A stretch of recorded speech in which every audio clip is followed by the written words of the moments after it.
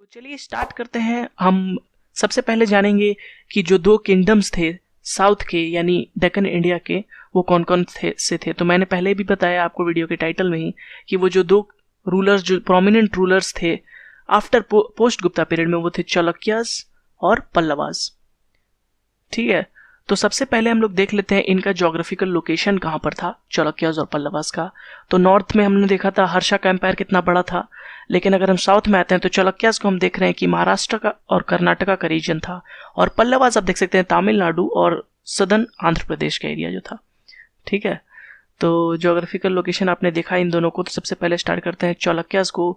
तो चालुक्यास को हम लोग 3 पार्ट में पढ़ेंगे, ईस्टर्न, सेंट्रल और वेस्टर्न चालुक्यास। ठीक है, लेकिन असल में ये ईस्टर्न, सेंट्रल और वेस्टर्न नहीं, आप इसे ईस्टर्न, वेस्टर्न और लेटर वेस्टर्न के रूप में पढ़ सकते हैं। ठीक है, क्योंकि ये जो सेंट्रल चालुक्य की मैं बात कर रहा हूँ, ये मतलब सबसे पहले चालुक्य सिर्फ एक पार्ट में था, सिर्फ एक बड़ा चालुक्य था, इसलिए मैं उसे सेंट्रल बोल रहा हूँ। ठीक है, लेकिन उसका रीजन वेस्टर्न ही था, तो उसे हम लोग कहते थे चालुक्यास ऑफ बादामी, क्योंकि उनका कैपिटल जो था वो बादामी में था। तो ये जो बादामी का सेंट्रल चालुक्यास था, ये डिवाइड हो गया 2 पार्ट्स में। एक हो गया ईस्टर्न चालुक्यास या फिर चालुक्यास ऑफ वेंगी, ठीक है, क्योंकि इसका कैपिटल था वेंगी, और जो दूसरा था वो था कल्याणी चालुक्यास। ठीक है, जिन्हें लेटर वेस्टर्न चालुक्यास भी कहा जाता है। ठीक है, तो इनका कैपिटल क्या था, कल्याणी। तो सबसे पहले जो चालुक्यास था, जो मोस्ट इंपॉर्टेंट चालुक्य था, वो चालुक्यास ऑफ बादामी ही था, जिन्हें वेस्टर्न चालुक्यास कहा जाता था। ठीक है, और फिर बाद में डिवाइड हो गया ईस्टर्न चालुक्यास और लेटर वेस्टर्न चालुक्यास में।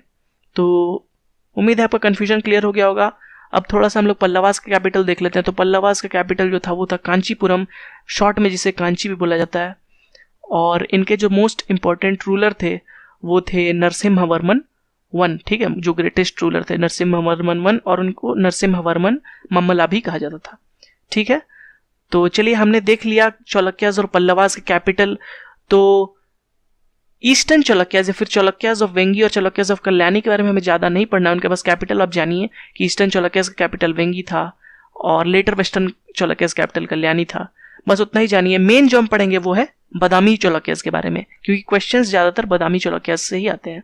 ठीक है, तो वताकताज के बाद चालुक्यास का रूल स्टार्ट हुआ। ठीक है, तो वताकताज उसी एरिया पे रूल करते थे चालुक्यास के पहले, फिर बाद में चालुक्यास ने इनको ओवरटेक किया। तो चालुक्यास ऑफ बादामी का मैंने कैपिटल बताया है कि क्या था, बादामी, और इसी बादामी को ही वतापी कहते हैं। ठीक है, तो आप कंफ्यूज मत होइए अगर कहीं वतापी वर्ड यूज किया गया हो, तो वतापी और बादामी दोनों एक ही है। ठीक है, और इनके जो ग्रेटेस्ट रूलर थे वो कौन थे, पुलकेशिन II। ठीक है, तो पुलकेशिन II ने मैंने पहले ही बताया था कि नॉर्थ से जब हर्षवर्धना ने नर्मदा के नीचे जाने की कोशिश की तो पुलकेशिन II ने डिफीट कर दिया था हर्षवर्धना को। ठीक है, और बैंक्स ऑफ नर्मदा पे उसे रोक दिया था। ठीक है, और एक और बात आप याद रखिए कि ह्यूएनसांग जब हर्षा के टाइम आए थे तो कुछ साल के लिए नीचे भी आए थे पुलकेशिन II के रेन में भी। ठीक है, तो पुलकेशिन II के टाइम भी ह्यूएनसांग विजिट किए।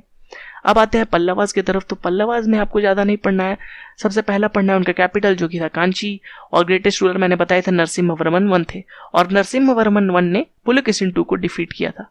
ठीक है, और इसलिए उनका नाम था वतापी कोंडा, क्योंकि जो कैपिटल आप देख रहे हैं वतापी, उससे कॉन्कर किया था, इसलिए वतापी कोंडा नरसिम्हवर्मन वन का ने अपना टाइटल एज्यूम कर लिया था। ठीक है, पल्लवास जो थे वो ब्राह्मणिकल सेक्ट के थे, हिंदूज थे, और उन्होंने ही स्टार्ट किया था। बहुत इंपॉर्टेंट क्वेश्चन है, द्राविडियन स्टाइल ऑफ आर्किटेक्चर किसने स्टार्ट किया था। ठीक है, मैंने आपको पहले ही बताया था कि 2 तरह के थे, नॉर्थ में शिखर स्टाइल यूज करते थे और साउथ में द्राविडियन स्टाइल था। तो द्राविडियन स्टाइल स्टार्ट किया था पल्लवास ने, लेकिन इसे अपने जेनिथ पर ले गया था चोला एम्पायर में। चोल एम्पायर ने द्राविडियन एम्पायर को एक अलग मुकाम पे ले गए। ठीक है, अपने एकदम जेनिथ पर ले गए थे, लेकिन स्टार्ट किया था पल्लवास ने द्राविडियन स्टाइल ऑफ आर्किटेक्चर को। तो अगर हम आते हैं चालुक्यास में, तो इन्होंने काफ़ी टेम्पल्स बनाए, काफ़ी टेम्पल्स, मैं बता रहा हूँ कि बहुत सारे टेम्पल्स बनाए। तो आपको उन सभी टेम्पल्स के नाम याद नहीं रखना है, बस 2 लोकेशन याद रखिए, एक अहिहोल और दूसरा पतदकल। और ये एक ट्रिक है, अगर कोई भी क्वेश्चन आता है कोई भी टेम्पल अहिहोल और पतदकल में, तो उसका आंसर चालुक्यास ही होगा, बस ये याद रखिए। ठीक है, Vishnu temple, Shiv temple at Aihole, कुछ भी आए तो होगा चालुक्यास। अब आते हैं पल्लवास की तरफ। तो पल्लवास में नरसिम्हवर्मन वन ने 2 इंपॉर्टेंट टेम्पल्स बनाए। तो सबसे पहले तो उन्होंने महाबलीपुरम, जो मम्मलीपुरम भी जिसका नाम है, उन्हीं के नाम पे पड़ा है, उस शहर को ही उन्होंने बनाया। ठीक है, तो सबसे पहले उस शहर यानी मामल्लीपुरम को उन्होंने बनाया, फिर वहां पे 2 टेम्पल्स भी बनाए। एक टेम्पल्स था रथ टेम्पल और दूसरा था मंडप टेम्पल।